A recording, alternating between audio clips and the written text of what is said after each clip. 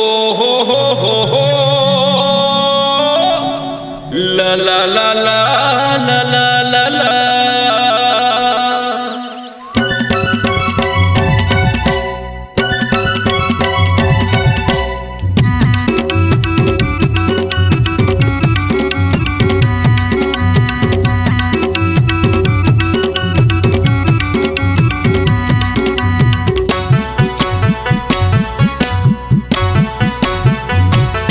मैं तो HD video बना लेते समझिन कोंटा मतोला पोटार के HD वीडियो बना लेना समझी कोरामा बोला बैठार के। मैं तो HD वीडियो बना लेते समझिन कोल्टी मतोला पोटार के HD वीडियो बना लेना समझी मोर चेहरा ला बने निहार के। आधा रात यार के तोर दूध लाइट ला बार के आधा रात यार के तोर दूध बल्ब ला बार के। मैं तो HD वीडियो बना लेते समझिन बारी मतोला पोटार के HD वीडियो बना लेना समझी कोरामा बोला बैठार के।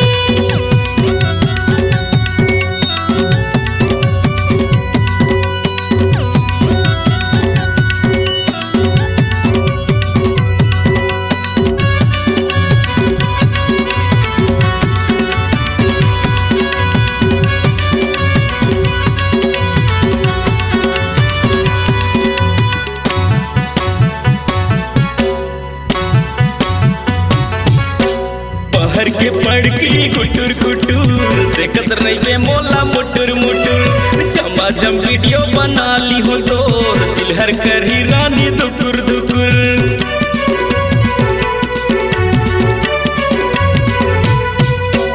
पहर की पड़की गुटुर गुटुर देखत रही मोला मुटुर मुटुर झमा झम वीडियो बना लेना मोर दिल हर करी राजा दुकुर दुकुर। नशा है तोर मोला प्यार के जैसे आमट को मट मतवार के आमट को मट मतवार के वैसे माया में फंस दिलदार के।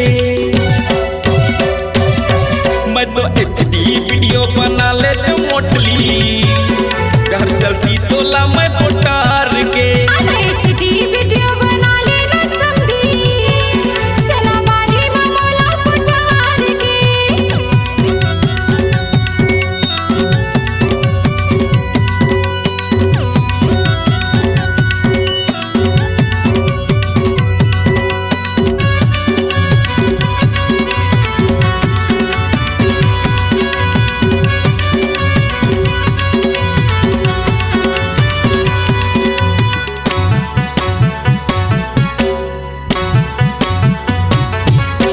जंगल के गमना इटत जाए देखी तोर माया खिंचत जाए तुम्हें डी मोला नहीं बुलाए जगह जगह मोर संग वीडियो बना।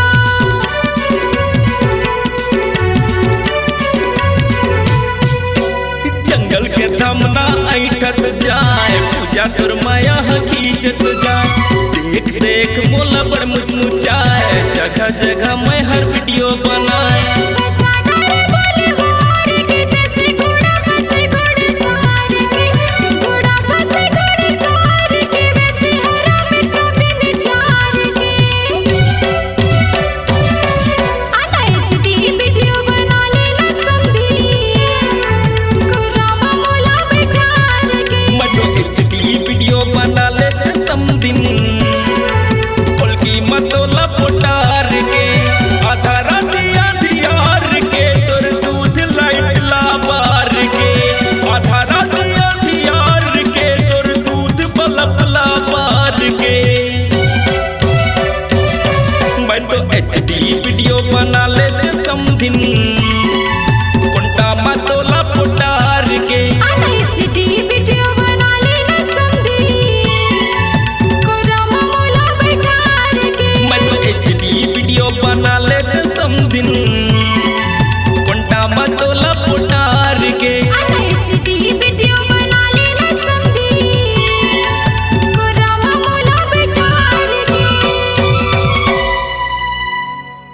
दोस्तों, छत्तीसगढ़ अब आपकी आवाज में झूमेगा। ऑडियो वीडियो रिकॉर्डिंग के लिए चले आइए SLV स्टूडियो चकरभाठा बिलासपुर। सोहन लाल वर्मा जी के द्वारा प्रस्तुत। Phone number 9826740060। आप संपर्क करें।